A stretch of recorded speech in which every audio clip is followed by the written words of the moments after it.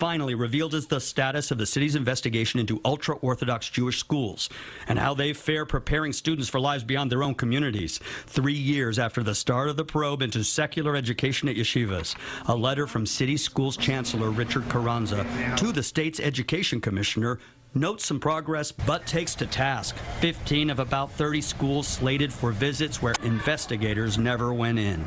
That, to me, is not an acceptable state of affairs. Mayor Bill de Blasio, criticized for not pursuing this aggressively enough, says the holdout yeshivas cannot hide. We suddenly got a communication saying some of them now will invite our DOE officials in. Access was never denied by those schools.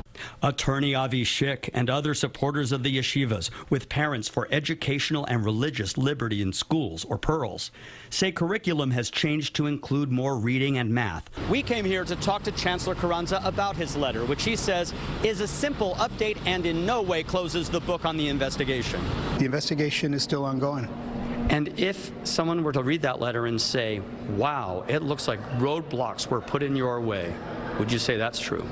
I think it's important that we have an opportunity to go to visit the schools that have not been visited yet. This city investigation began in 2015 with complaints from the group Young Advocates for a Fair Education, or YAFED, headed by Naftali Moster, who says his own yeshiva education was shockingly incomplete. To this day, I still experience major gaps and challenges as a result. If yeshivas get so much funding from taxpayer dollars, there have to be strings attached. How much government oversight is appropriate in your opinion? Government has to regulate with a very loose hand, not a very heavy hand. That's part of what we're fighting for.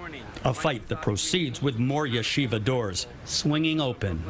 In Williamsburg, Brooklyn, Dave Carlin, CBS 2 News.